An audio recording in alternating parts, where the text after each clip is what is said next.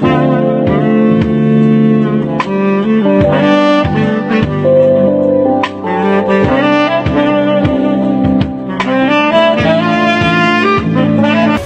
friends. You are welcome to Anchor Network, where you get updates of things happening around you. I appreciate every one of you that have subscribed to this channel. And if you have not subscribed, I say thank you very much, because I know that at the end of this news, you are going to subscribe. And I want you to press the red button and also the bell icon so that you'll be notified anytime we publish any news. Thank you very much once again. Northern youths issue President Muhammadu Buhari 30 days ultimatum to implement Ruga across Nigeria. They slam Osinbajo, Obasanjo, Southern governors for opposing policy.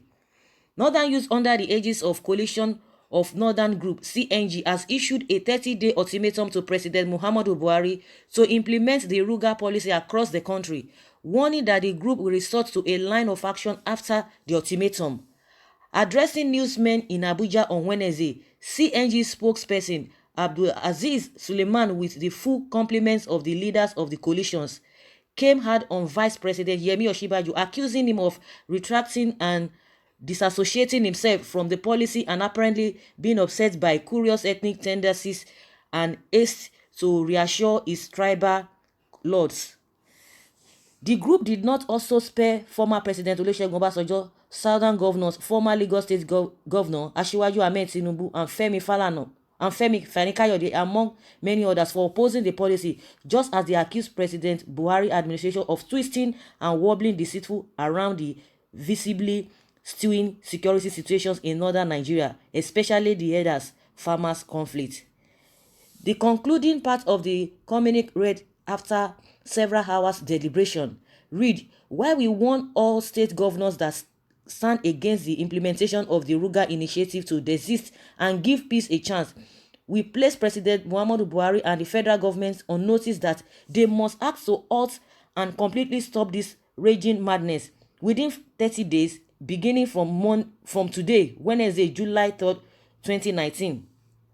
The Nigerian security agencies are also placed on notice to check and bring under control the current unbridled inflammatory remarks by the southern leaders in same manner. They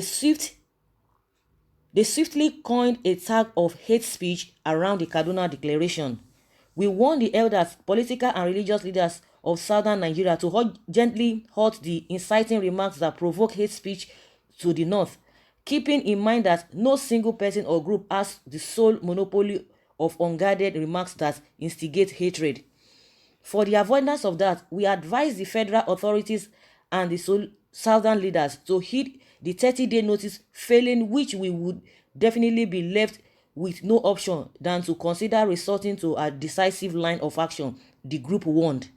Highlighting the observations that helped the group arrive at the conclusion, the spokesperson of the group said, "For too long, enemies of the North, both foreign and local, have worked strenuously to ensure that the region remains backward, divided, weak, confused, and bewildered by myriads of challenges and problems, so it cannot survive long in the event of a breakup. This conspiracy has been perpetrated with the active connivance of some leaders from the North, accommodated by the cowardice of those that present themselves as northern political leaders today, and feed the negligence and insincerity of the federal authorities. Throughout the last 4 years, the administration of President Muhammadu Buhari has twisted and wobbled deceitfully around the visibly stewing security situation in northern Nigeria, especially the herders and farmers conflict. The administration had proposed several conflicting and ill-designed approaches to the issue, which was apparently only meant to buy time and never to be implemented. As evidence of an agenda that has its roots and pattern in history, the latest approach, similar to the ones operated by the Taraba and Benue state governments that aim to curb the movement of the herders and forestall further clashes with farmers, were inadvertently interpreted in ethnic terms by southern Nigerian jingoists in high places. Instructively, Yemi Osinbajo, apparently obsessed by curious ethnic tendencies and in a haste to reassure his tribal lords, quickly retracted by disassociating himself from the Ruga settlement initiative announced by a government he is part of. Thus, the proposal, whether by error or by design, provided the southern leaders the excuse to set their gods of war against the Fulani communities domiciled in or simply passing through or grazing in the southern bushes.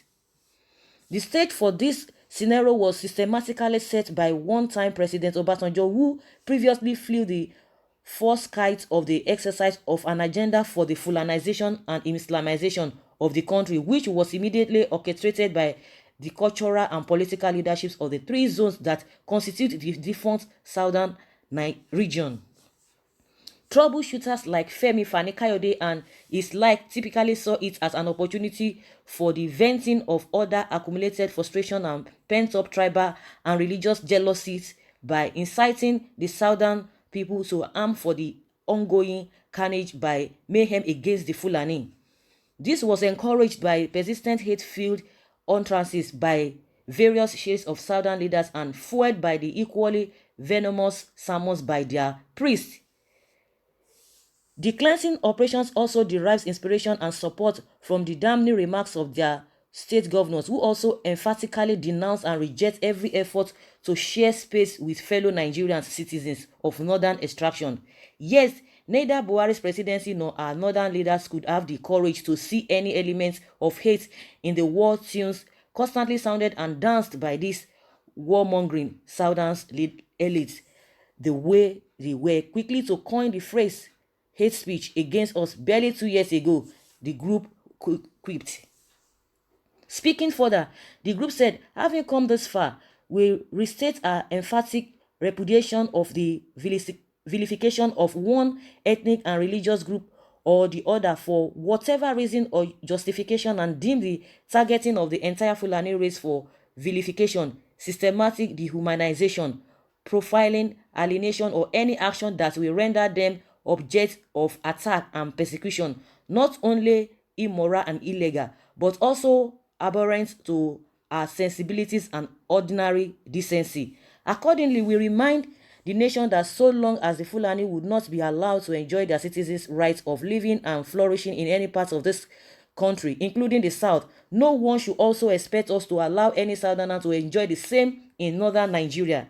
We find it odd that some northern political merchants who could not rise to condemn what is happening to their kings and kings and do not deserve to be taken seriously were busy going round in a bid to sell the conscience of the northern to Bola Tinubu by shamelessly waging a campaign for a fraudulent shift of power to the southwest in 2019, the group noted. Hello guys, this is a really serious matter. Now these guys are coming, I don't know what they call themselves, that they are the youth or whatever, giving the president 30-day ultimatum, to be able to implement Ruga across the country. So that is to tell you that even the presidency, they themselves, or the cabals, they are even afraid in one way. These guys really have plans. People that have been saying these things and that have been complaining, talking about Fulanization, Islamization, they are really right because they've seen a lot of things. But it just, some people don't just want to believe it. I think by the way they have addressed the Southwest, the way they have addressed even Bola Tinubu, even Osinbajo, shows that these guys, they really mean business. And that is why you could see that Osinbajo quickly retraced his step back, that no, I'm not really part of the whole thing. And of course, the way Osinbajo saw that, his people reacted, because even when Afenifere came up, they said, this man, he's not speaking the way he ought to speak, because I don't just want to use some language, that this guy is not representing us, that is a disgrace even to their region. And you could see that immediately he had to retrace. He said, no, he's not part of the program, that the program is handling is different from what the Miyetti Allah people are talking about. And now these guys are really angry that is part of the whole thing. Now he's trying to obey his laws, his regional laws, which are, the governors and Tinubu and other people. Now, these people are saying that the Ruga program or project must be implemented across the country. And contrary to what the federal government has been saying, that it is just by choice, it's not a force thing, it's not going to be forceful to anybody or to any state, that it depends on the governor, if the governor wants it. And before the governor will even say he wants it, because like what we heard, that the governors, they all agreed in their neck meeting or so, but it's now left for their people to agree to that. And you could see that a lot of people have been coming and been warning their governors that if you dare implement this program, we will go in for you. We will go down with you. And you could see all of them, all the governors, they started coming out. They say, no, we are not part of it. You could see Ondo State governor. You were saying, no, they have ranches. They are not part of the federal government. Even Edo State, everybody, even Rivers, they've been talking about that they are not part of the whole thing.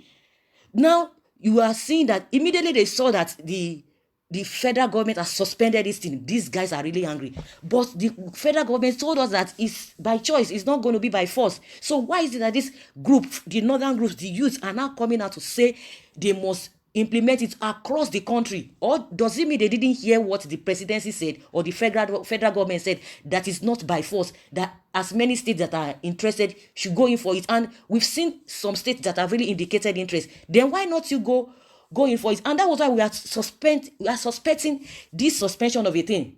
Because if really that is by choice, anybody that wants it, and people that have indicated interest, then why not you go with the program? If not that they really wanted to force it on people. And that was why you could see them, they were just so kind of diplomatic. Okay, it's not by force, anybody that has interest. Then if you know that if it's any state or governor that has interest, then why are you suspending it? Then leave it to the people that are interested. Now there are people are beginning to sing the song because they've beat some kind of drum, and now there are people, the northern youth or whatever they call themselves, they are now coming out that they are giving the federal government 30-day ultimatum to implement Ruga across the country. That means these guys are really ready for trouble. Now it is now left for the southwest. I know, because they can't even include this thing. Include what is it called? They can't include southeast, because right from day one they know where southeast is standing, and they know where south is standing. It is just this southwest. We must say it the way it is. Now, sorry, they have issued a statement against the vice president that is part of this program. Now is trying to exonerate himself from it, that is trying to obey his lord, regional laws, because they really come for him. Because what he said was not what he expected, because he felt that he was just going to take it with a bit of salt. You can imagine, vice president, was like, I'm not part of this thing. My own department or the program I'm handling is quite different from what Miyetti Allah is talking about. And these guys are really hungry about this whole thing. So guys, that is just what is on ground now. These guys and the federal government, they know what they are doing. For them to suspend this program means that the federal government itself is not really sincere. They have ulterior motive, and that is why the likes of Fani Kayode, Obasanjo, they've been coming out. No, this cannot be, and they've been saying it the way it is. People are telling them, people are trying to shut them. Don't talk, don't say it. You are just trying to divide the country. That there's nothing like that. But now with this one, now they have talked to their people. We still have some southwest people that that are really up there, just like Obasanjo and Fani Kayode. We know southeast, you dare not go there. You could see that these guys, they did not even mention anybody from the southeast, because they just have to respect themselves. Like yesterday, Nnamdi Kanu has already told his people that forget all this suspension of a thing, that this referendum for Biafra agitation must take place. Like I said, no matter how they are going to delay it, no matter the tactics they are going to use, it must definitely come. Because if this thing does not come, we cannot just go with this, because there's already a division amongst us. So let everybody go their way. See, if you remember what one of the statements that these northern groups, they are talking about, that the other region, they are making sure that in case if there's a kind of division or everybody go their separate way, that they have really made sure that they themselves, their own region, they are going to be backward in everything, because already as we see it, as we know it, they are already backward in everything. Any bad thing or any position that is not even palatable for human being is embedded in their region, and they know it, and they will not be bragging. Some region don't know how to play politics, that is why they've not been getting a leadership position. And you that have been getting leadership position, what is your state? Then why are you complaining? If you know that you are backward in everything, and your people have been in government right from time immemorial, so what are you talking about? Are you not be happy about that? Now they want to blame their backwardness, on other regions.